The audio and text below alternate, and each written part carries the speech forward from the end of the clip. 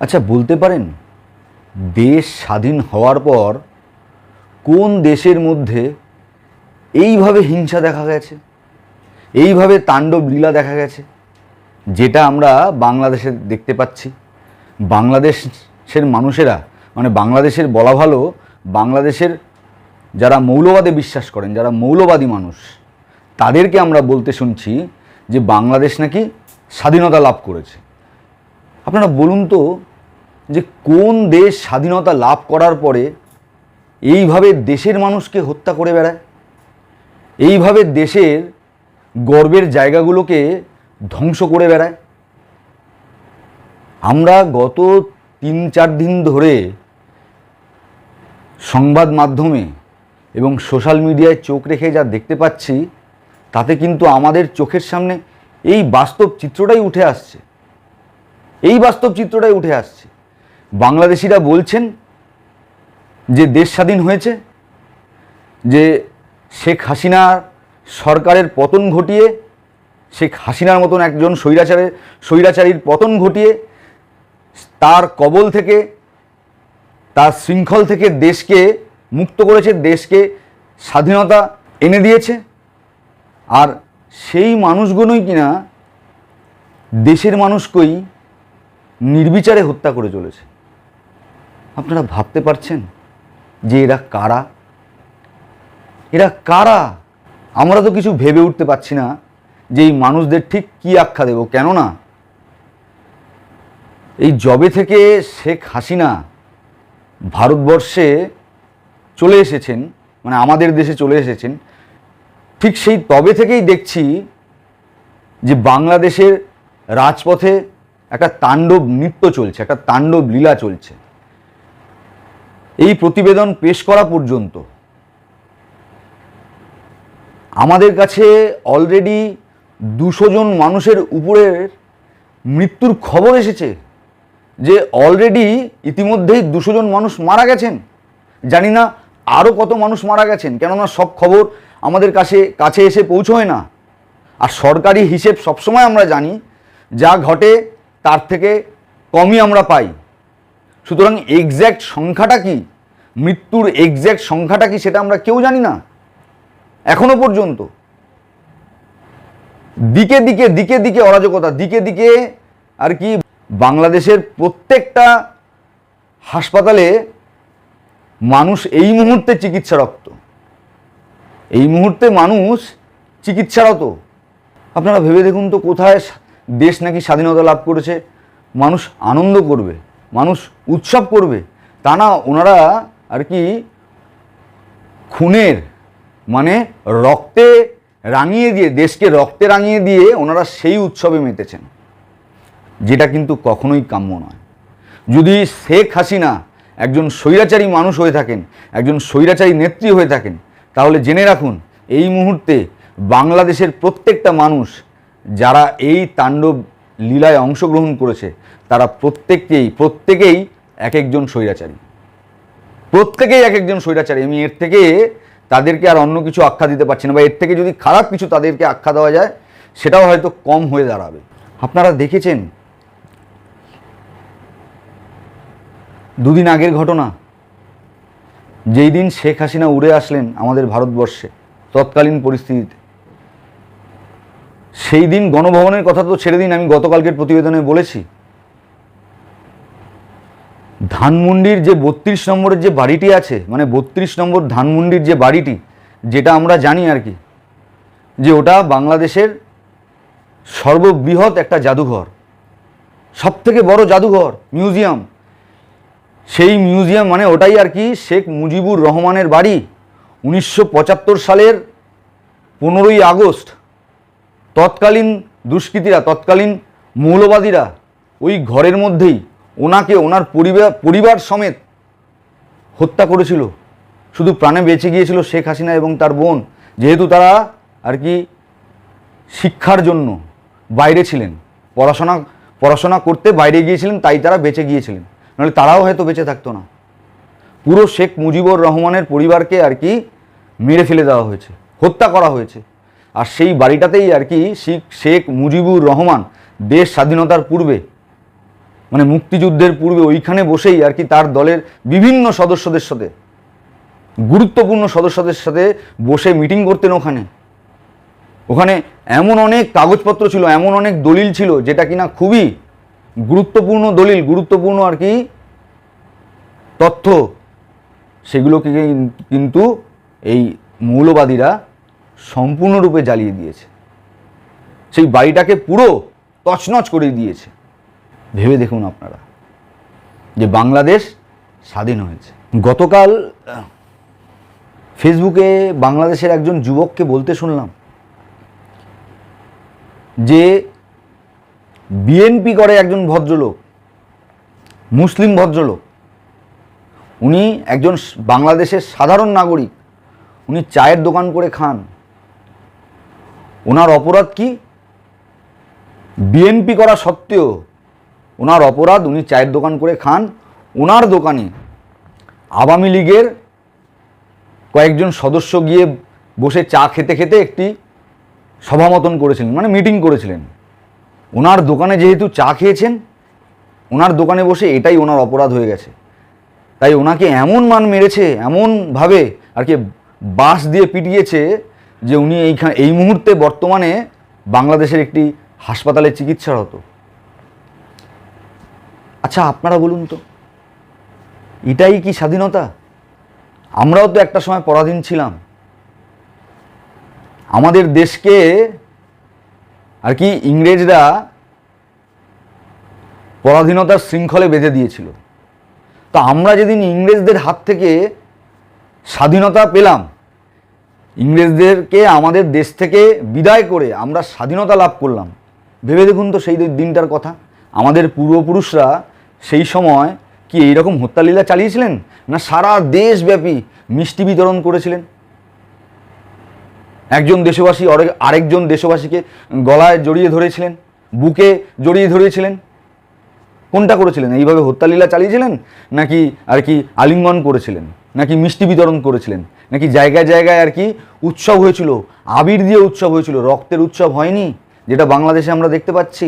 আপনারা এই মানুষটিকে দেখলেন, যার ছবি আমি আপনাদেরকে দেখালাম। জানেন ইনি কে? ইনি বাংলাদেশের একটি বিখ্যাত ব্যান্ড, জলের গান, সেই ব্যান্ডের প্রধান রাহুল আনন্দ। জানেন এই রাহুল আনন্দ বাংলাদেশে একের পর এক মুক্তিকামীদের জন্য, যারা মুক্তমনা, যারা মুক্তিকামী, যারা স্বাধীনতায় বিশ্বাস করে, যারা বাক স্বাধীনতায় বিশ্বাস করে, তাদের জন্য একের পর এক গান গেয়ে গেছে। এই যে বাংলাদেশে দেখছেন না, একটা এই যাই বলুন আর কি, মৌলবাদী বলুন, জন উত্থানী বলুন, কিছুটা তো সত্যি, পুরোটাই তো মিথ্যে নয়, নাহলে এইভাবে পথে নেমে মানুষ আন্দোলন করে না। আমরা এমনও আর কি বলতে শুনেছি ছাত্রদেরকে যে আমরা যেই আন্দোলন করছিলাম, এখন তো দেখছি আমরা যারা মিলে আন্দোলন করছিলাম তারা কেউ নেই। এখন তো দেখছি অন্যরাই রাশ নিয়েছে। তো এই রাহুল আনন্দ, যিনি কিনা এই যে ছাত্ররা পথে নেমেছিলেন, যারা প্রকৃত ছাত্র, যারা আন্দোলনের জন্যই পথে নেমেছিলেন, প্রতিবাদ করবার জন্যই পথে নেমেছিলেন প্রকৃত অর্থেই, তারা যে এই যে পথে নেমেছিলেন, তারা এই উৎসাহ পেয়েছিলেন কিন্তু এই রাহুল আনন্দের একটি গানের থেকেই।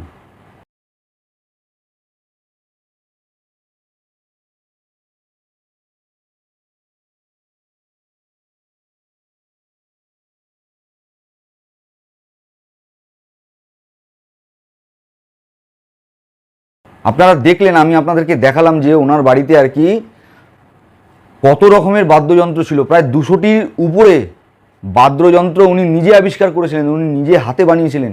সেই বাদ্যযন্ত্রগুলোকেও ওই যেইভাবে আর কি শেখ মুজিবুর রহমানের জাদুঘরকে ধ্বংস করে দিয়েছেন, ঠিক একইভাবে এই রাহুল আনন্দের প্রত্যেকটা বাড়ির প্রত্যেকটা জিনিস ধ্বংস করে দিয়েছেন, জ্বালিয়ে দিয়েছেন।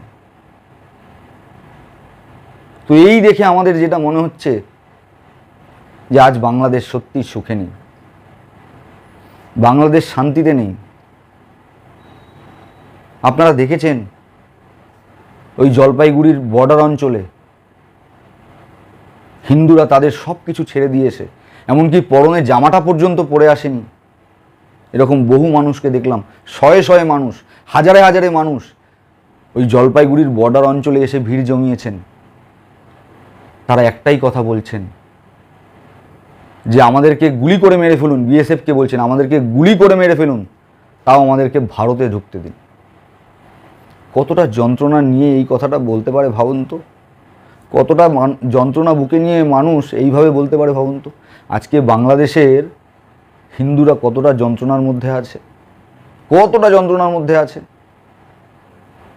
তো আমি আমাদের ভারত সরকারকে আমি আবেদন করব, করজোড়ে আবেদন করব, যে যারা ওপার বাংলার, পূর্ববঙ্গের মানে এখনকার বাংলাদেশের হিন্দু মানুষ, যারা সনাতনী সংস্কারের মানুষ, তাদের জীবনকে সুরক্ষিত আপনারাই করতে পারবেন, আর আপনারাই করুন। তাদের দিক যদি আমাদের দেশ মানে ভারত সরকার না দেখে, আর কে দেখবে? আর কেউ দেখবার নেই। কেননা সারা পৃথিবীর বুকে হিন্দুর দেশ বলতে যা বোঝায় সেই দেশটার নাম কিন্তু ভারতবর্ষ। তাই ভারত সরকারকেই বাংলাদেশের হিন্দুদের স্বার্থ সুরক্ষিত এবং জীবন সুরক্ষিত করতে হবে, স্বার্থ সুনিশ্চিত করতে হবে, জীবন এবং জীবন রক্ষাকে সুনিশ্চিত করতে হবে, জীবনকে রক্ষা করতে হবে হিন্দুদের। তাই যারা বর্ডার অঞ্চলে দাঁড়িয়ে আছেন, আমি ভারত সরকারের কাছে আবেদন করব যে হয় ওই দেশের শান্তি যাতে ফেরে তার ব্যবস্থা করুন বাংলাদেশের সাথে কথা বলে, আর নইলে তাদেরকে আমাদের দেশে ঢোকবার অনুমতি দিন। কেননা বাংলাদেশে হিন্দুরা শান্তিতে নেই, তারা হয়তো আর থাকতে পারবে না। কেননা বাংলাদেশে আপনারা দেখেছেন মন্দির ভাঙচুর চলছে, হিন্দুদের ঘরবাড়ি ভাঙচুর চলছে, বেছে বেছে হিন্দুদেরকে টার্গেট করছে মৌলবাদীরা। আমি জাতি ধর্ম বর্ণ নির্বিশেষে এই কথাটা আবার উল্লেখ করলাম যে আমি কোনো ধর্ম কথা বলছি না, মৌলবাদের কোনো ধর্ম হয় না। তাই মৌলবাদীদের কথাই বলছি যে বাংলাদেশে হিন্দুদেরকে মৌলবাদীরা টিকতে দেবে না। তাদের উদ্দেশ্যই একটা, যে বাংলাদেশে হিন্দু শূন্য করতে হবে।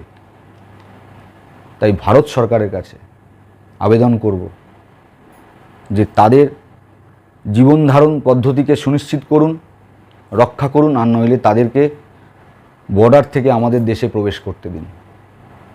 কেননা বাংলাদেশ আজ সুখে নেই। আর একজন বাঙালি হিসেবে বাংলাদেশ একটি বাঙালি প্রধান দেশ। সেখানে যারা থাকেন সবাই বাংলা ভাষায় কথা বলেন, সবাই বাঙালি, জাতি ধর্ম বর্ণ নির্বিশেষে। তাই বাঙালিরা যেখানে সুখে নেই, সেখানে আমরা বাঙালি হয়ে কিভাবে ভালো থাকি বলুন?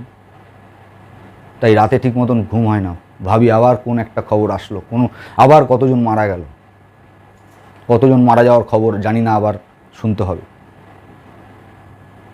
তাই ভারত সরকারের কাছে এই আবেদন রেখে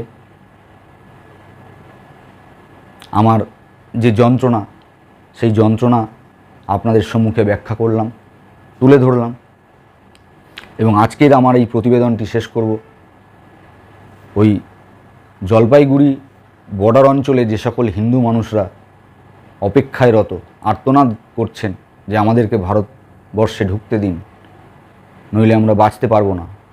ওই ভিডিওটি দেখুন। আমরা এদেশে থাকবো না, আমরা এদেশের যে সংখ্যালঘু আমরা নির্যাতিত হচ্ছি, আমাদের পূজা মন্দির ভেঙে দিচ্ছে, আমাদের বাড়ি ঘর লুটরাজ করছে, রাত্রিতে আমরা থাকতে পারছি না। আমরা সবাই একমতে এদেশে নিরাপত্তা নেই, আমরা সবাই এদেশে থাকবো না। কিছু নেই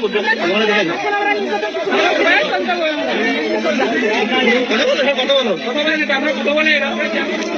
আমরা এদিকে থাকবো না, আমরা এদিকে থাকবো না। সমস্যাটা কি আপনাদের? বিশাল সমস্যা। আমরা এদেশে বসানো হবে না হিন্দুকে। এই জমি জমা অর্থবিত্ত রেখে আপনারা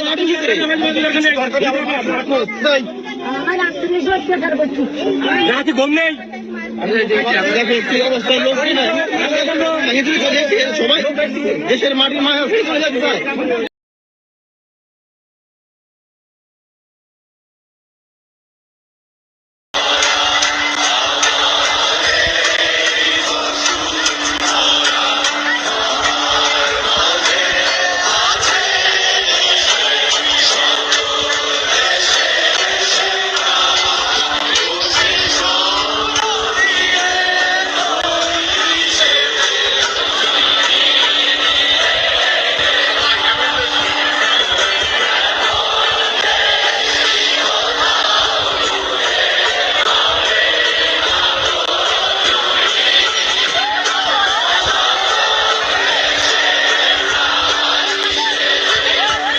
আপনারা দেখলেন এতক্ষণ ধরে, আপনাদেরকে দেখালাম, আপনারা ভিডিও দুটি দেখলেন যে জলপাইগুড়ির বর্ডারে দাঁড়িয়ে